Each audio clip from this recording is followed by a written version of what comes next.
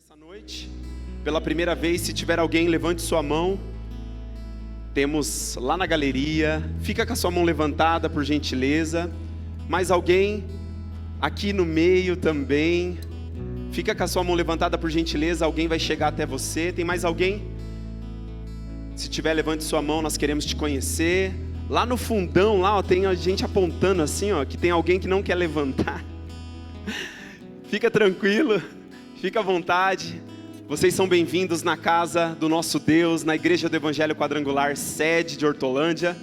Um lugar onde Deus tem falado, um lugar onde Deus tem abençoado as nossas vidas. Que vocês possam se sentir à vontade, que vocês possam retornar mais vezes. Essa casa está de portas abertas para vocês, tá bom? Deus abençoe, agradeço o Ministério de Louvor. Depois nós continuamos aqui a ministrar através do louvor, através da oração. Nesse momento eu convido você a se colocar de pé, em reverência à palavra de Deus. Nós estamos aí no terceiro dia da nossa campanha, 12 dias de oração para 12 meses de bênção. E estamos aí no terceiro dia com o tema dessa campanha, Avante e Sem Parar. E hoje, especificamente, o Senhor vai falar conosco a respeito desse tema. Se Deus é por nós, quem será contra nós? Amém? Então abra a palavra de Deus no livro de Romanos, capítulo 8. Nós vamos ler do verso 31 ao verso 39.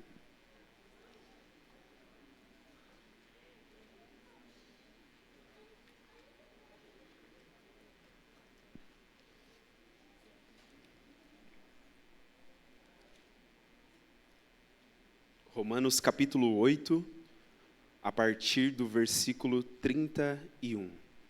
Todos abriram? Podemos fazer a leitura. Se você não está com a Bíblia aí, você pode acompanhar aqui no telão. Toda atenção agora nesse momento à palavra do nosso Deus. Ele vai falar aos nossos corações, com certeza, mais uma vez, como Ele tem feito em todas as oportunidades que temos tido aqui. Amém? A palavra de Deus diz: a que conclusão, pois, chegamos diante desses fatos?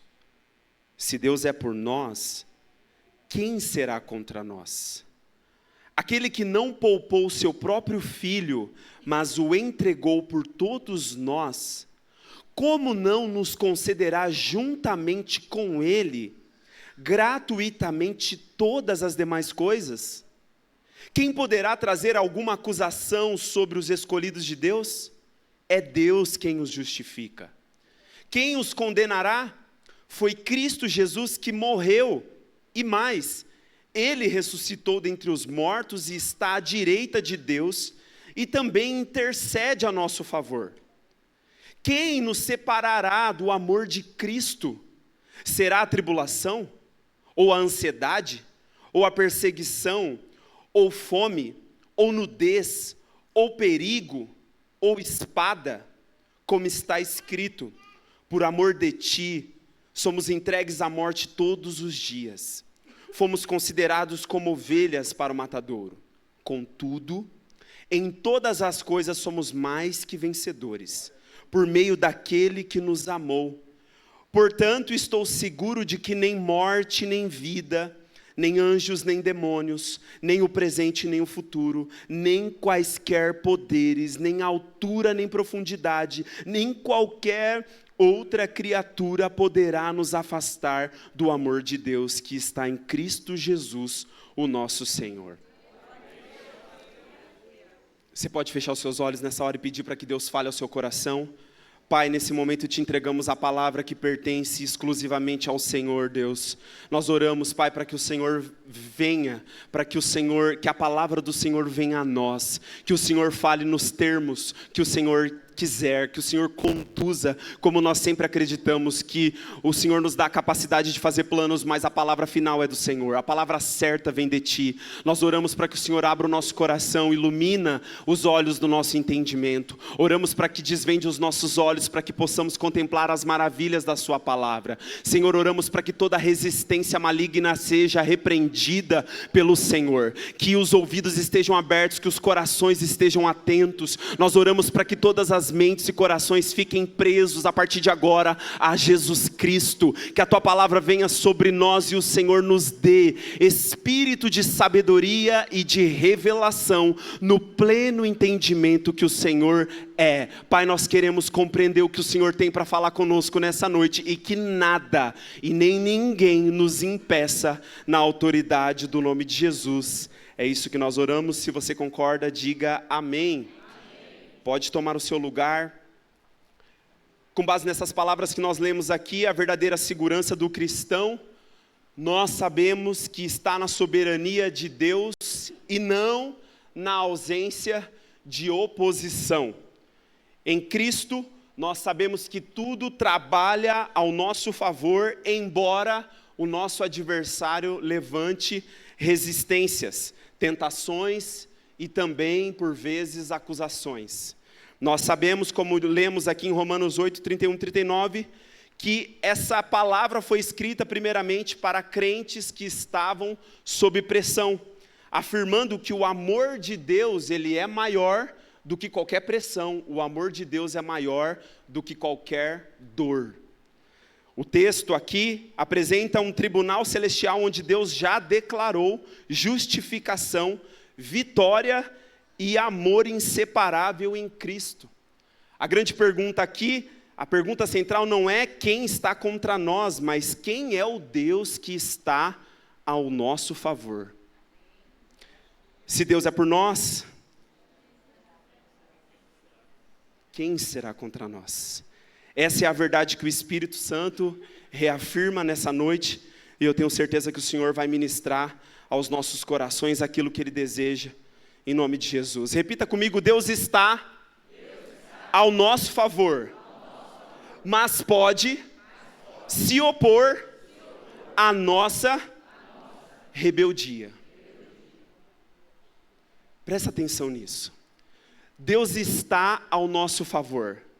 Nós não temos dúvida disso. A palavra de Deus diz, e a Escritura vai mostrar, que o Senhor provou o seu amor, Deus comprova o seu amor para conosco, de que Cristo morreu por nós quando nós ainda éramos pecadores, quando ainda éramos fracos, quando estávamos no estado de rebeldia, indiferentes a Deus, nem queríamos saber nada a respeito desse Deus. Ele comprovou seu amor para conosco, dando Cristo para morrer, quando nós estávamos nessa condição. Nós não tínhamos nada para oferecer para Ele. A palavra diz que Ele amou a humanidade, Ele amou o mundo que Ele criou, de uma tal maneira que Ele deu o Filho unigênito, para que todo aquele que nele crê não pereça, mas tenha vida eterna. É fato, a palavra diz que nasceria o Senhor, o Messias, e Ele seria chamado de Emanuel, que significa Deus conosco, Deus bem perto, Deus que, de acordo com os Salmos, desce ao nosso encontro para nos dignificar. Um Deus que, sendo Deus, habitando, diz a palavra, nas mais altas alturas, o Deus glorioso, desceu da sua glória e se fez como um de nós, se fez carne, se humilhou, e Ele provou que de fato Ele está ao nosso favor, Ele está do nosso lado, Ele nos beneficiou, Ele nos favoreceu, Ele não olhou para a nossa condição e teve outro sentimento ou outra vontade a não ser fazer o que Ele fez, que foi dar o único filho, o filho unigênito que Ele tinha. Na verdade, a palavra vai dizer que Deus, em Cristo Jesus, nos deu tudo. Porque Cristo é o tudo que Deus poderia nos dar. Nada é maior, Deus não pode dar mais nada que seja maior do que Cristo. Deus já nos deu tudo. Deus nos deu aquilo que é maior. Ele está de fato ao nosso favor. Mas lendo essas palavras que nós lemos aqui, a que conclusão, pois chegamos diante desses fatos? Se Deus é por nós, quem será contra nós? Aqui o apóstolo Paulo diz, aquele que não poupou o seu próprio filho, como eu estou falando aqui, mas ele entregou por todos nós, como não nos concederá juntamente com ele, gratuitamente, todas as demais coisas? Isso significa que ele nos deu a maior coisa. Será que agora, ele deu do céu, será que agora ele não pode dar as menores coisas? As coisas que são da terra, as coisas que eu e você precisamos para poder continuar a caminhada? Será que ele não pode nos dar aquilo que nós estamos necessitando nesse exato momento? Se ele já nos deu tudo, já nos deu o Cristo, será que ele não pode dar as demais coisas, as coisas que são menores? Ele não poupou o seu próprio filho. Aqui a referência que Paulo faz é a mesma referência de Abraão e Isaque. Quando Deus pede Isaque, Abraão não poupou, aqui o sentido é não preservou.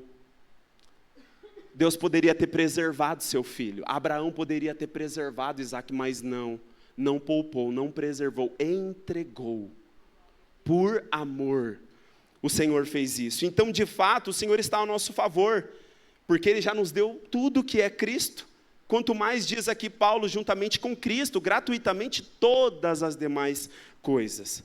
Olha o que diz em Salmo 56:9, Davi dizendo, meus inimigos baterão em retirada, no dia em que eu clamar por socorro, e assim ficará claro que Deus está ao meu favor. Deus é a favor do povo dele. Deus se inclina, Deus se move, Deus ele tem compaixão, ele tem misericórdia e ele é a favor do seu povo. Isso é fato, isso é verdade. Agora olha só o que diz em Romanos capítulo 3, versículo 5, tem um porém aqui.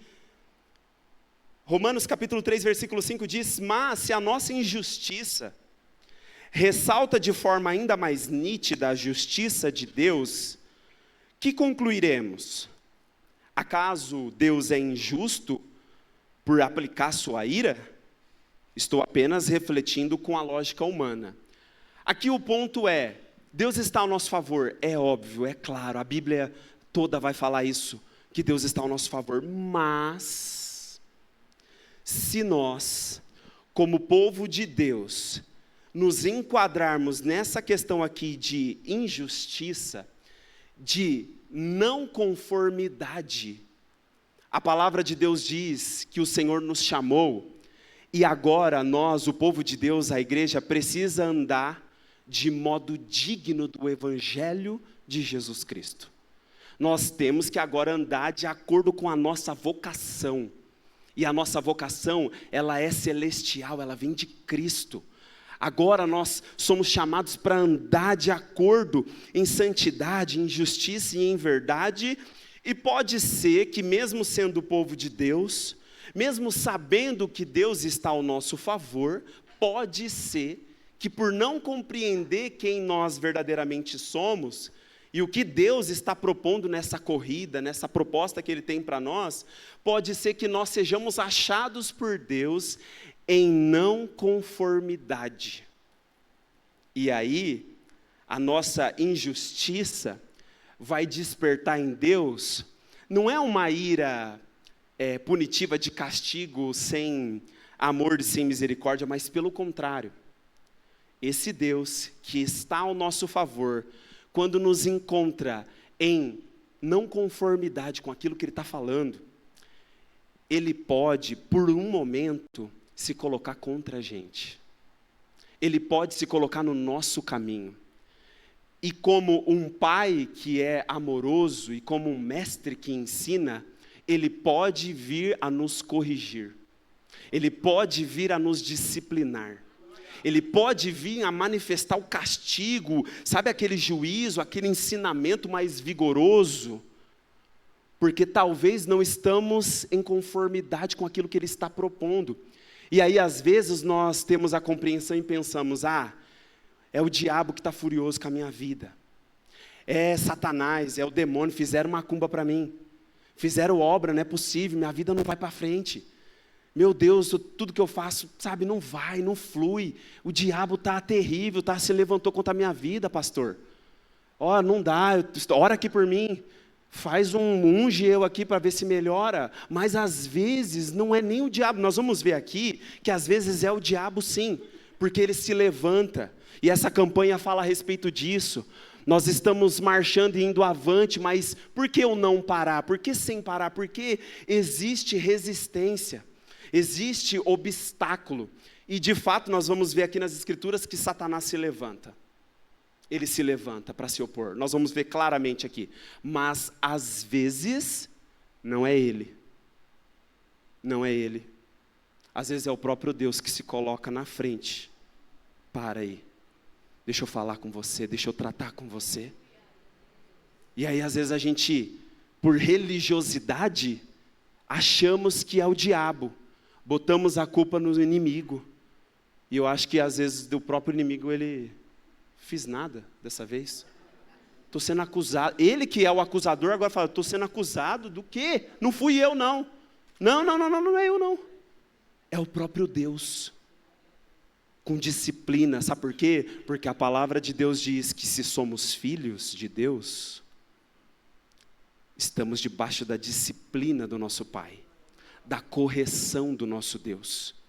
Se não estamos debaixo de disciplina, se não estamos debaixo de correção, não somos filhos, somos bastardos. Então percebe que esse Deus aqui, o nosso Deus e o nosso Pai, às vezes ele precisa aplicar uma correção. E o Paulo diz aqui, eu estou apenas refletindo com a lógica humana, é como se olhasse para a nossa situação de pais. Nós amamos os nossos filhos, nós desejamos o melhor para os nossos filhos. Nós estamos ou não a favor dos nossos filhos? Nós compramos as brigas, nossos filhos podem estar errados, mas nós não estamos a favor deles?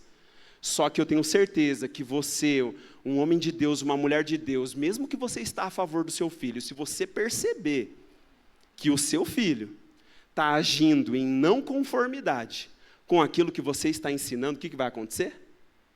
Você vai disciplinar ele, você vai corrigir ele, você vai chamar a atenção dele. Então, em primeira instância, é fato que Deus está do nosso lado, Deus está ao nosso favor. Essa palavra aqui diz que Deus, Ele está nos beneficiando. Essa expressão aqui, ó, se Deus é por nós, não é uma dúvida. Não é uma dúvida. Se Deus é por nós, não é dúvida.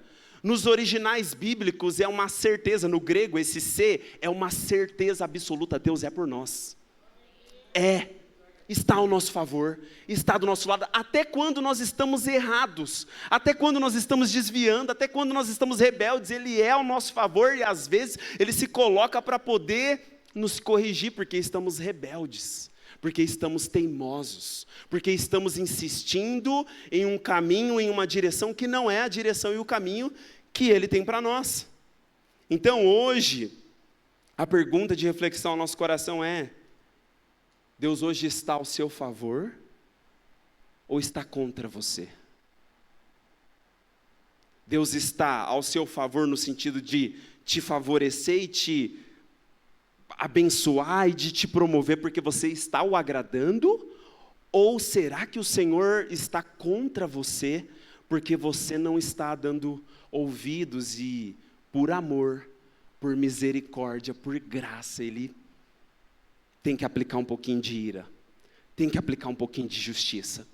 Nós lemos um livro agora, o clube de leitura dessa igreja, nós lemos um livro agora chamado Manso e Humilde. É um livro sobre o coração de Jesus para quem peca e para quem sofre. Foi o último livro de dezembro do ano passado. O autor Danny Wortlund, ele fala assim no livro, eu achei fantástica essa parte. Ele fala assim no livro que eu nunca tinha ouvido alguém falar dessa forma. Ele fala um capítulo da obra natural de Deus, a obra natural, e a obra estranha de Deus. Aí nossa, mas como assim obra natural de Deus e obra estranha? Aí ele explica no livro. Ele fala que a obra natural de Deus é o amor, é a misericórdia, é a graça. Essas coisas é natural, elas fluem de Deus. E quando Deus dá isso, quando Deus derrama isso, Ele faz isso com muita alegria. Ele tem muito prazer. Então, o autor fala assim, se você pegar Deus desprevenido, como se tivesse a possibilidade de pegar Ele desprevenido, ou se você apertasse Ele e pegasse Ele de surpresa, sabe o que sairia de Deus? No impulso, amor. misericórdia, graça, compaixão, porque isso é natural, isso flui dele. Ele se revelou dessa forma como manso e humilde. Agora, a obra estranha, sabe o que é? É quando ele tem que executar um juízo. É quando ele tem que dar uma punição. É quando ele tem que dar uma correção. Isso para Deus é estranho no sentido do quê? Não é que ele é Deus, ele tem que ser justo, senão ele não seria Deus. Não é que é estranho no sentido de ser uma coisa que, nossa, não pertence a Deus. Não, é Deus. Quando ele julga, quando ele manifesta a justiça, quando ele corrige, ele está sendo Deus. Mas para ele é estranho porque ele não faz com prazer. Ele não faz com alegria. Quando ele tem que corrigir, quando ele tem que disciplinar, ele não faz isso com alegria. A palavra vai dizer isso em Jó. A palavra vai dizer que Deus, por exemplo, ele não tem prazer na morte do ímpio. Deus, por exemplo, ele não tem prazer em ver os filhos dele sofrer. Deus não tem prazer. Não pense que Deus é um Deus que está te vendo sofrer ou passar por uma situação, e Deus está indiferente. Na verdade, a palavra diz que ele se identificou com nós e ele sofre junto com a gente. Ele sofre junto com a gente. Então, para ele, quando é o amor, a graça, a misericórdia, flui. Ele faz com alegria, com prazer. Mas quando ele tem que executar um juízo, um castigo, aí pesa para ele, o coração dele pesa. Ele sente como nós. Meu Deus, se tiver que bater na Lavínia, se eu tiver que dar uma palmada na Lavínia, ou dar uma fala mais dura com a Lavínia, depois eu fico me sentindo, nossa, meu Deus, não era para ter feito isso, não é natural, não flui, não é prazeroso. É nesse sentido. Repita comigo, fomos escolhidos e justificados por Cristo. Você pode dar um glória a Deus por isso? Gente, antes da leitura desse verso aqui de 31, o que ele fala antes é: vocês foram escolhidos por Deus. E essa escolha de Deus, essa eleição, ela não é por mérito. Ela não é por mérito espiritual, ela não é por mérito pessoal. Deus nos escolheu para Ele. Antes da fundação do mundo, para que fôssemos, conforme diz o texto, a imagem do seu Filho. Então, Deus tinha um Filho único, um Filho unigênito. Mas a Bíblia agora diz que Deus fez de Jesus o primogênito. Sabe o que significa? O primeiro entre muitos. O primeiro que ressuscitou em glória e é plenamente o Filho de Deus. E agora, como nós já falamos aqui várias vezes, Jesus é o irmão mais velho nosso. Ele é Deus, continua sendo Deus, mas é o irmão mais velho. Ele é o primogênito. Agora tem uma série de outros filhos que somos nós, que estamos sendo formados à imagem e à semelhança dele. E a palavra diz que nós fomos escolhidos. Mike, o que fez Deus nos escolher? A palavra vai dizer que foi a sua graça, o seu amor, o seu eterno propósito. Não foi por mérito, não foi porque Deus olhou para mim e viu que eu iria fazer alguma coisa de bom, que eu iria fazer alguma coisa notável, que você iria... Não foi por causa disso. Ele nos escolheu baseado no seu amor, na sua misericórdia, na sua graça. E essa é a razão de nós termos sido escolhidos, e aqui também, não só escolhidos, mas justificados por Cristo. Aqui tem um ponto muito importante, porque Paulo diz assim, quem poderá trazer alguma acusação contra os escolhidos de Deus? É Deus quem os justifica. Quem os condenará? Foi Cristo Jesus que morreu e mais, Ele ressuscitou dentre os mortos e está à direita de Deus e também intercede ao nosso favor. Paulo está escrevendo aqui, e o que Paulo tem na mente, a visão e o contexto aqui, greco-romano, é de verdadeiramente um tribunal. Nesse tribunal tem um juiz, e esse juiz é Deus. Nesse tribunal tem um réu culpado, e esse réu somos nós. Nesse tribunal que Paulo está falando aqui de acusação, nos originais é acusação formal, é acusação, é como se estivesse num tribunal. E você tem Deus como juiz, você tem nós, seres humanos, como réus, culpados, Você tem um promotor que acusa, e esse promotor é Satanás. E você tem um advogado, alguém que está para te defender. Olha só o que diz em Jó, capítulo 1, versículo 9. Diante dessas palavras, Satanás contestou a Yahvé, questionando: será que Jó teme a Deus sem outras intenções? Veja, Satanás, o acusador,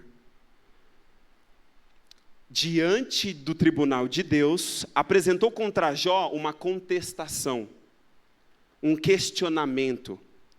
Ele questionou a motivação do coração de Jó. Não foi a fé de Jó.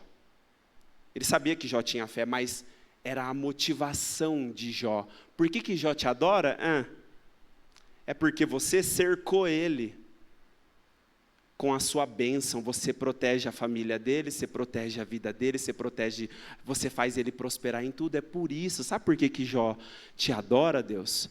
Porque você dá tudo o que ele quer, tudo o que ele precisa. Porque você prospera ele. A motivação do coração não é por quem você é porque você dá as coisas para ele. Então deixa eu tocar, então você vai ver se ele não vai blasfemar na sua face. Ele apresenta questionamentos e contestações, acusando. Agora olha só o que diz em Zacarias capítulo 3, versículo 1.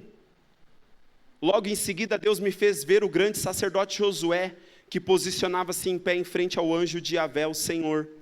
E Satanás, o adversário, estava à direita de Josué, pronto para acusá-lo. Olha só o que Apocalipse, capítulo 12, versículo 10 e 11 diz. Então ouvi uma voz grave que vinha dos céus proclamando: eis que agora chegou a salvação, o poder e o reino do nosso Deus, e a autoridade do seu Cristo, pois foi expulso o acusador de nossos irmãos, o mesmo que os denuncia de dia e de noite perante o nosso Deus. Com base nesses textos aqui, nós temos o entendimento de que o nosso adversário, acusador, diante da corte celestial, do tribunal de Deus, ele comparece para falar assim: o Mike te adora, faz isso, faz aquilo, por que você faz isso na vida dele? O Mike fez determinada coisa lá, eu tenho agora a autorização, ele me dá a autorização para ir lá e arrebentar com a vida dele. Ele apresenta diante de Deus contestações, indagações, às vezes com motivo. Às vezes com motivo. Às vezes nós damos motivo. Às vezes é sem motivo. Acusa. Às vezes essa acusação não vem só de Satanás. Às vezes essa acusação contra nós, que fomos escolhidos e justificados, vem das pessoas. Pessoas se levantam e nos acusam daquilo que nós não somos, daquilo que nós não fizemos, da intenção que não era aquilo do nosso coração, não era, mas as pessoas nos acusam. Às vezes a acusação vem da nossa própria consciência, e nisso nós nos sentimos como? Condenados. Condenados. O Senhor traz essa palavra nessa noite porque muitos aqui estão se sentindo dessa forma, culpado, condenado, porque há acusações feitas espiritualmente contra você, há acusações às vezes feitas por pessoas contra você, e às vezes você mesmo, por causa do seu passado, carrega um monte de acusação. Mas eu vim aqui te dar uma boa notícia: você foi escolhido, você foi justificado. Sabe o que isso significa? Quando Satanás apresenta a escrita de dívida contra você, existe alguém que nessa passagem de Zacarias fala, o anjo de Yahvé, o Senhor Jesus no Antigo Testamento. O Senhor que está como advogado, como diz a palavra que Ele é o nosso advogado fiel, Ele apresenta uma defesa ao nosso respeito. Então, quando tem uma mão de Satanás apontada para nós e nos acusando daquilo que nós fizemos ou deixamos de fazer, da mesma forma, tem um intercessor e um advogado que estende a mão dele e a mão dele tem furo, mostrando assim, ó, eu paguei o preço. absolve ele com base naquilo que eu fiz por ele. Entende? Entende? Essa palavra aqui significa que essa justificação,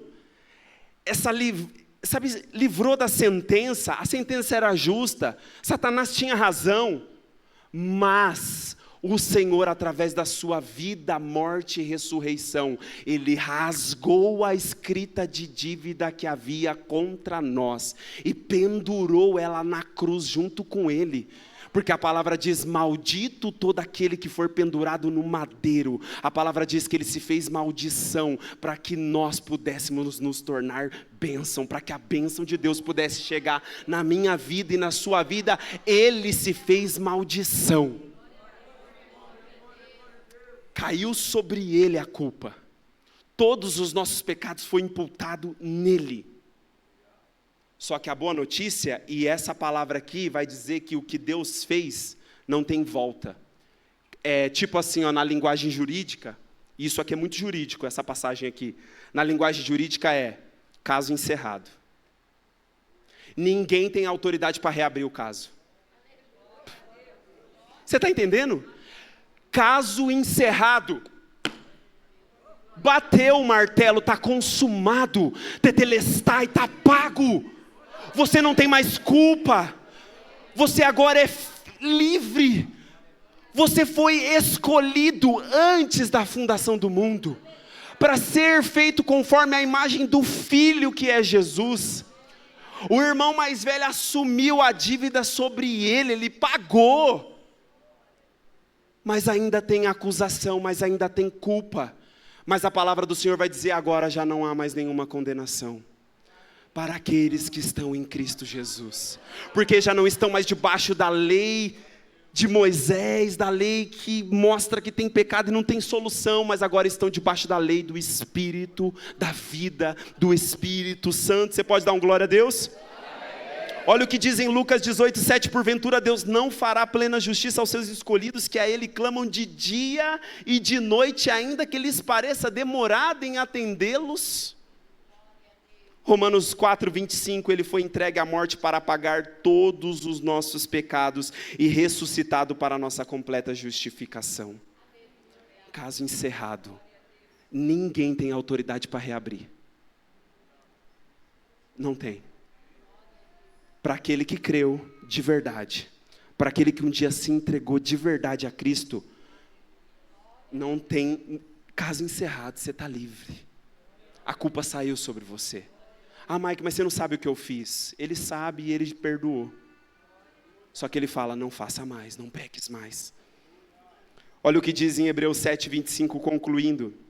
Ele é poderoso para salvar definitivamente aqueles que por intermédio dele achega-se a Deus, pois vive sempre para interceder por eles.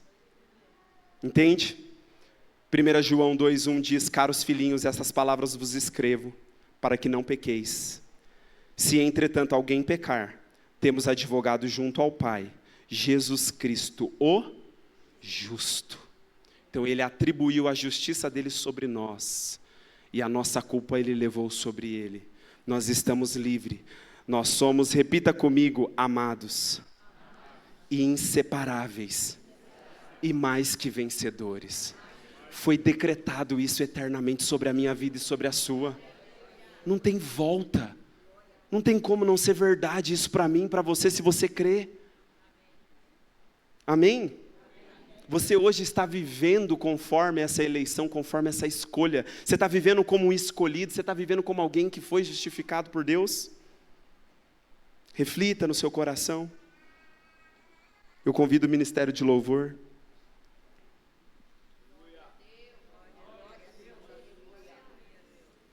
A palavra de Deus diz, quem nos separará do amor de Cristo? Que será tribulação, ansiedade, ou perseguição, ou fome, ou nudez, ou perigo, ou espada, como está escrito, por amor de ti somos entregues à morte todos os dias, fomos considerados como ovelhas para o matadouro, contudo, em todas as coisas somos mais que vencedores por meio daquele que nos amou.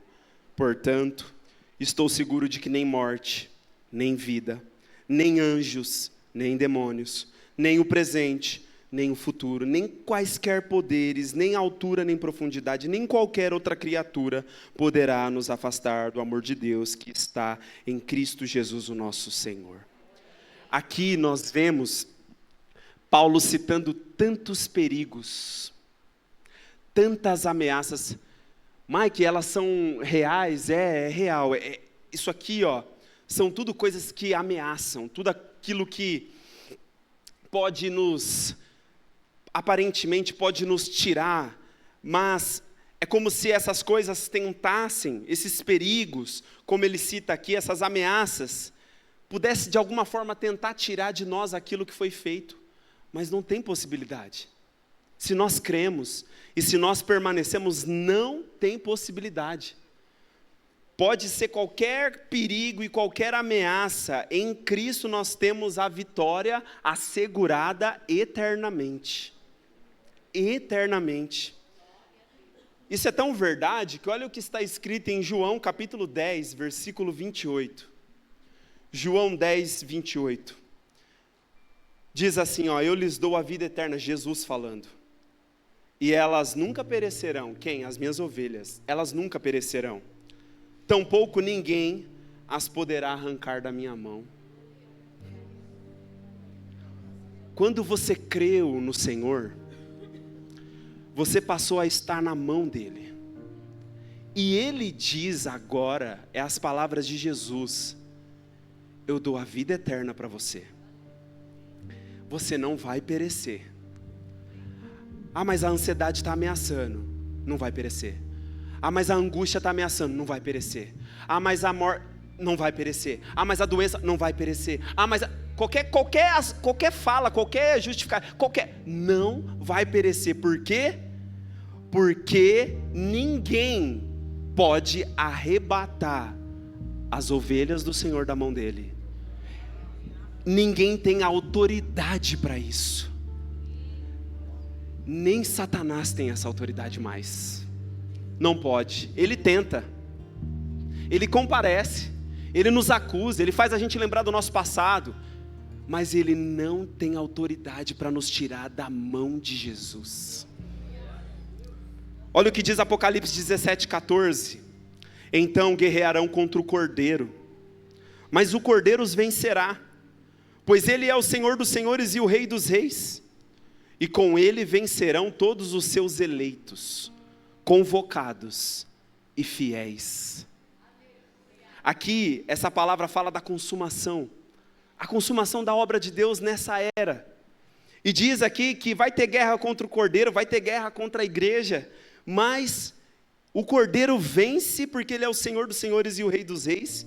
E com ele, junto com ele, vence os eleitos, os escolhidos, os que foram chamados, os que são fiéis.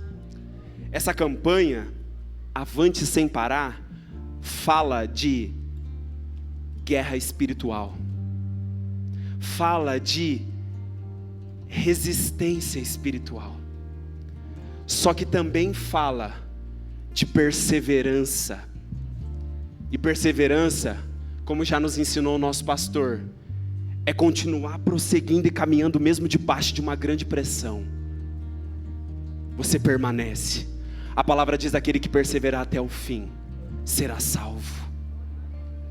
Perseverança debaixo de uma grande pressão. Mas essa campanha também fala de um avanço, fala também de um crescimento. E crescimento em Deus, crescimento como filhos de Deus, porque na verdade Deus tem como alvo, como propósito final, que eu e você nos tornemos a semelhança do nosso irmão mais velho. Ele já está glorificado, e a palavra diz que ainda não foi manifestado o que nós haveremos de ser. Mas quando Ele se manifestar, naquele glorioso dia, nós nos manifestaremos com Ele. como num abrir e fechar de olhos. O que é corruptível dará lugar à incorruptibilidade, o que é carnal dará lugar ao espiritual. Nós vamos resplandecer, nós vamos florescer, nós vamos ressuscitar com Cristo. E então nós nos manifestaremos com Ele, e então nós seremos um com Ele, e nada e nem ninguém poderá se colocar nesse meio. Agora a gente tem fome, nudez, perigo, espada, ansiedade, problema, família, isso, aquilo outro, um monte de coisa que nos separa dele. Mas se nós permanecermos, se nós perseverarmos, se nós avançarmos, se nós resistirmos, nós vamos chegar no alvo, o prêmio da soberana vocação de Deus em Cristo Jesus. Se coloca de pé na presença de Deus. Eu concluo essa palavra trazendo um texto de Cânticos. Cânticos capítulo 3, versículo 4. Ou Cantares de Salomão, Cânticos capítulo 3, versículo 4 diz assim: a noiva, a esposa, a mulher, a igreja, assim que passei por eles, entretanto encontrei o amado da minha vida. Agarrei-o e não vou mais soltá-lo, até conduzi-lo à casa da minha mãe, ao quarto daquela que me deu a luz. Sabe o que significa isso? Cânticos é um livro que nós podemos interpretar como um livro profético que fala do relacionamento tanto de Israel como a esposa, como o Senhor, como o marido, mas como a noiva de Jesus e o noivo. E a palavra que o Senhor traz, e eu concluo aqui nessa noite, é: assim que passei por eles, ela buscando o amado dela, e não encontrava ele, e dentro dela um santo desespero, dentro dela uma santa indignação. Eu quero o meu amado, eu preciso dele. E aqui ela diz assim, eu encontrei o amado da minha vida, eu encontrei ele, eu agarrei, eu não vou mais soltar ele, agora eu vou conduzir ele para uma intimidade. Você entende o que Deus está falando nessa noite aqui? Ele deseja estar com você e não contra você. E você nessa noite precisa se conformar, se esse for o seu caso, ao chamado que Ele tem para você, a vocação que Ele tem para você, aquilo que Ele já falou com você. Você precisa se conformar. Hoje é dia de você clamar a Deus por esse alinhamento, porque hoje é uma noite de alinhamento. É uma noite de alinhar a realidade da nossa vida terrena com a realidade da vida celestial de Cristo Jesus. Deus está pronto para te defender, Ele diz nessa noite. Você não está sozinho. Você está debaixo de acusação, debaixo de afronta, Você não está sozinho. Ele te lembra hoje que você é amado. Você é alguém escolhido. E você é alguém mais do que vencedor. Só que Ele também te diz nessa noite que você só pode avançar e não parar se você estiver bem juntinho dele, bem perto dele. Mas é próximo mesmo de verdade. Eu encontrei o amado da minha vida, eu vou agarrar ele, eu não vou soltar ele jamais. Eu convido os pastores a vir aqui na frente, enquanto o ministério de louvor começa a adorar o Senhor.